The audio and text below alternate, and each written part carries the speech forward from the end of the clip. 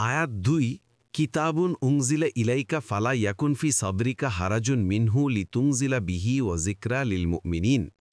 অনুবাদ: এ কিতাব আপনার প্রতি নাজিল করা হয়েছে, সুতরাং আপনার মনে যেন এ সম্পর্কে কোনো সন্দেহ বা রেতা দ্বারা সতর্ক করতে পারেন, আর তা মুমিনদের জন্য উপদেশ। তাফসির: ১ নং ফুটনোটের বিবরণ। কিতাব বলতে এখানে কি বোঝানো হয়েছে এ ব্যাপারে সবচেয়ে স্বচ্ছ মত হল পবিত্র কুরআনকেই বোঝানো হয়েছে। বাগভি: কারো কারো মতে এখানে শুধু এ সূরার প্রতি ইঙ্গিত করা হয়েছে। আত-তাহরীর ওয়াত তানবীর। ২ নং ফুটনোটের বিবরণ।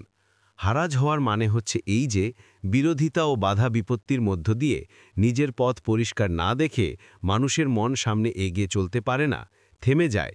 তাই মুজাহিদ রাহিমাহুল্লাহ বলেন, এখানে হারাজ বলে সন্দেহকে বোঝানো হয়েছে। আত-তাফসীরুস সাহিহ। কোরআন মাজিদের বিভিন্ন স্থানে এ বিষয় বস্তুকে দাইকে সাদার শব্দের মাধ্যমে প্রকাশ করা হয়েছে, যেমন সূরা আল হিজর ৯৭, সূরা আন-নাহাল ১২৭, সূরা আন-নামল ৭০, সূরা হুদ ১১২। ৩ নং ফুটনোটের বিবরণ। এ আয়াতে কাদেরকে সতর্ক করতে হবে তা বলা হয়নি, অন্য আয়াতে তা বর্ণিত হয়েছে। আল্লাহ বলেন, এবং বিতণ্ডাপ্রিয় সম্প্রদায়কে তা দ্বারা সতর্ক করতে পারেন। মারিয়াম ৯৭। আরও বলেন, বরং তা আপনার রবের কাছ থেকে দরাস্বরূপ, যাতে আপনি এমন এক কমকে সতর্ক করতে পারেন যাদের কাছে আপনার আগে কোনো সতর্ককারী আসেনি, যেন তারা উপদেশ গ্রহণ করে। আল কাসাস ৪৬।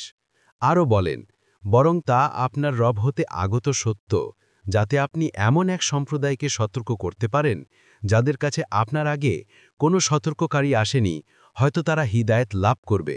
সূরা আস-সাজদ ৩। অনুরূপভাবে এ আয়াতে কিসের থেকে সতর্ক করতে হবে তাও বলা হয়নি, অন্যত্র তা বলে দেয়া হয়েছে, যেমন তার কঠিন শাস্তি সম্পর্কে সতর্ক করার জন্য। সূরা আল কাহাফ এর ২।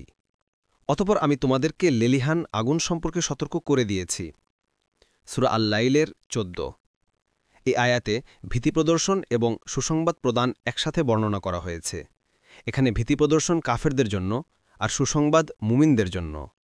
আদওয়াউল বায়ান।